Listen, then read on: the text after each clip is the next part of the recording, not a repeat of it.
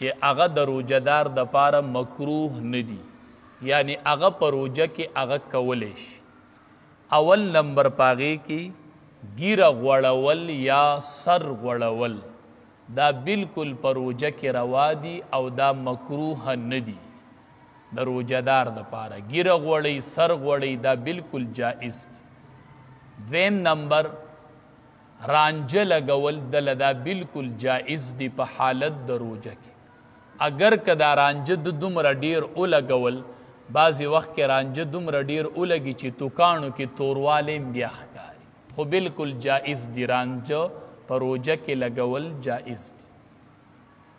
بل یو سړی د یخوالي دپاره غسل کوي، حالت ګرمي د ډیره زیاته دی، د یخوالي دپاره غسل کوي چې لږ یخوالی پې راشي، سخته ګرمي وي، نو دا هم جائز دی، دی کې څه کراهت نشته دی.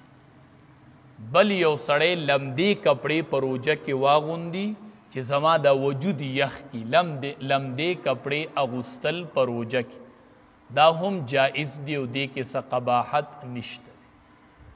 بل سړی په اوداسه کې دی هغه ازې مزمزه او استنشاق کوي، خولې ته اوبه ولي یا پوزې ته اوبه ولي، د اوداسه نه بغیر عامو حالاتو کې اسې داسې اوبه ولي خولې ته یا پوزې ته، نو دا هم چې دی دا جایز دی. شپږم نمبر میسواک په روجه کې کول دا روا دی او دا بالکل جایز دی. بلکې علما وایي چې میسواک په اول کې او په آخر کې په روجه کې، روجې د ورځې په اول کې او د ورځې په شورو کې، په آخر کې او په شورو دواړو کې میسواک کول جائز نه بلکې دا سنت دی چې سړی په روجه کې مسواک کوي، نو دا بالکل ټیک دی او دا روا دی. اوس یو څو څیزونه داسې دي چې هغه د روجهدار دپاره مکروه دي. مکروه مطلب دا چې روجه خو یې ماتیږي پې نه، خو ښه نه دي، دا کول دلره پکار نه دي. لکه یو شی دی په خوله کې جویي، نو د دې څه ضرورت نشته، نو دا دی ولې جویي، دا مکروه دی. یا یو څیز سکی بغیر د حاجت نه، څه حاجت ورته نشته او دی په ژبه باندې سکی، نو دا مکروه دی. او علماو لیکلی دی یوه زنانه د هغې سالن پوخ کو، دې ته پته ده چې خاوند مې زورور دی، بیا به راسره جګړه کوي، نو دې ته د سالن د سکلو اجازت شته چې دی په ژبه باندې کیږي. خو چې حاجت نه یو سړی اسې سیز سکی، نو دا په روجه کې چې دی دا مکروه دی.